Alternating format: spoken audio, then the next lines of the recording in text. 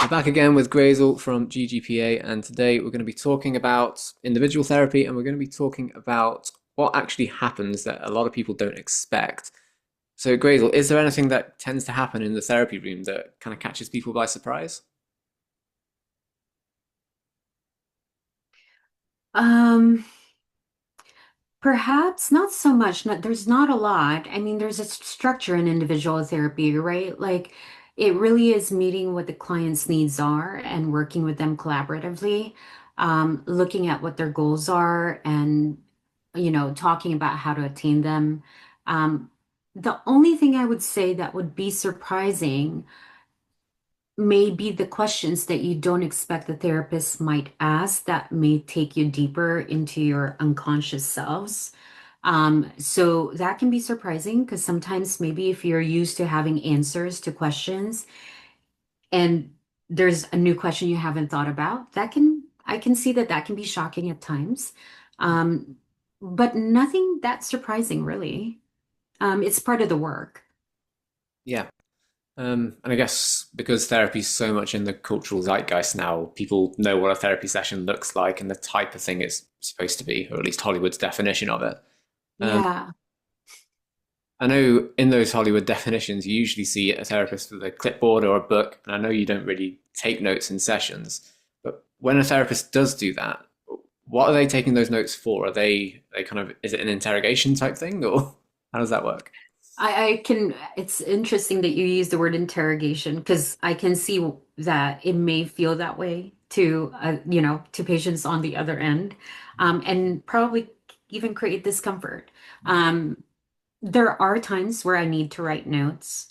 Um, I've heard a lot of my clients have worked with me in the past and I don't write notes, but and they trust my memories. So I think for some therapists, and this is not a bad thing, it's that it helps them remember more when they're writing things because that's just how they learn. Is that they're able to retain more information when they actually use their senses, and there's more senses in writing. Like you can feel with the touch, and so I think that's more of the therapist's preference. Um, and then sometimes there's a lot of information that's so important we don't want to forget. Mhm. That's important for you, for us to remember. And I think that's a good thing. Um, that your therapist is taking notes because they want to remember everything that feels important to you. Um, is that can that feel hard for clients if the therapist is writing notes? Can it feel a little bit distant? Absolutely. And I think clients can ask their therapist that if they don't prefer the therapist to write notes, they can ask for that. Or even just ask, hey, why are you writing these notes? Like, Yeah. Yeah. I mean, they have that right to ask those questions. Yeah. and it's really important to have that open dialogue, particularly when you're one on one with a therapist, I think. Yeah. Because especially in a one on one setting, actually, you can feel a bit more under the magnifying glass, like people you're being analyzed. And I know in therapy, there's often that moment when the therapist sits back and they look at the client, and there's a particular look. What is it that you're kind of noticing in that moment that maybe the client doesn't realize sort of what's going on? Yeah, you're saying there's a particular look that we do that probably when we don't understand what they're saying and we're trying to go deeper, that's probably us thinking Hmm. about, what's going on with this client that they're choosing to say these things about a certain situation. So it's more kind of being really inquisitive and seeing how we can attune to the patient's experience. Hmm. At least I can say that that's what I do. Hmm. If I have a particular look, it's more like I want to attune more. I'm curious. I want to understand more. Can that be offsetting, to a patient? Probably, but I don't hear them talk about it. Some folks that have anxiety can be taken aback by certain looks, and usually they ask. So, because they're hyper aware, and I love that they ask, and then I can tell them exactly what I'm doing. And I guess the other thing about feeling under the radar is I know as a therapist, you're trained to not just listen to what someone says, you're trained to look at body language, trained to hear the tone of voice, and you're looking for congruence between actions and things like that. But what sort of things are you actually looking for in a client to work out how you can best help them?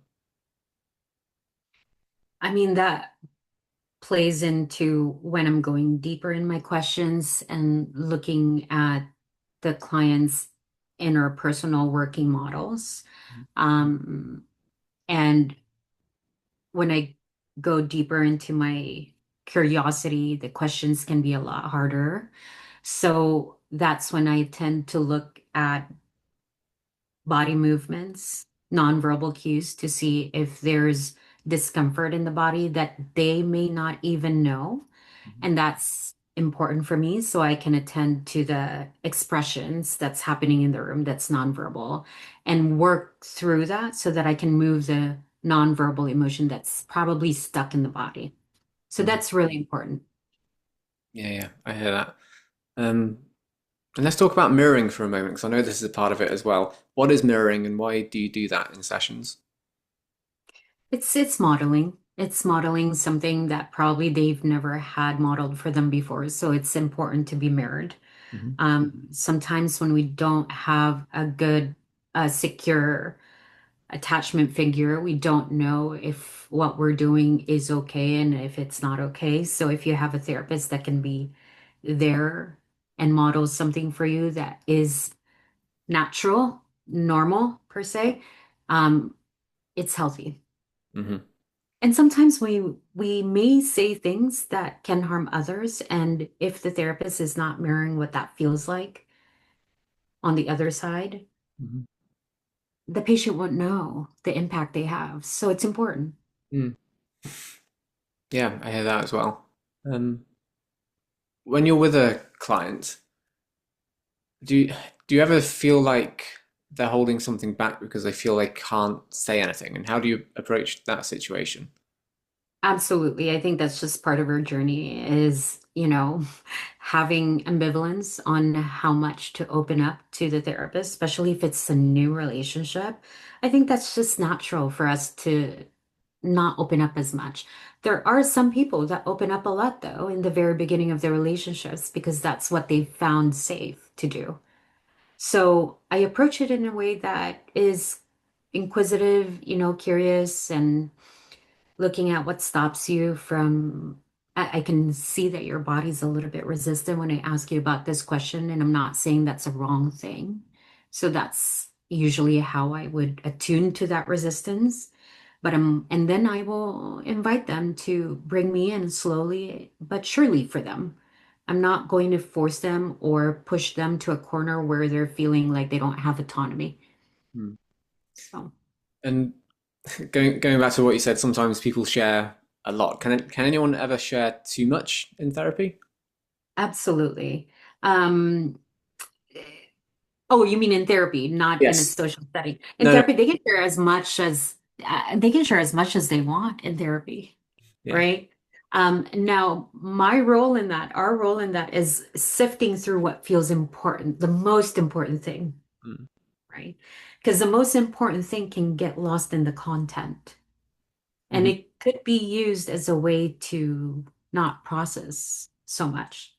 So, it's our job is to be able to really look at, okay, that's one thing. And that's probably when we start writing notes, when there's a lot of, when there's verbal, when the patient is verbose about their experiences. Yeah. Some people they'll go from one place and then they'll end up somewhere over here, but they'll go here, here, here, here, and then your job is like, okay, how did you get from here to here, and what's the important bit in everything that you just said in the last five Yeah. minutes? Yeah. The important things, what we're trained to listen, and the important things can be really hidden in the ways in which we present ourselves. So it's really important to have the ear for what's important, what's bothering the client, even though they're not saying it directly.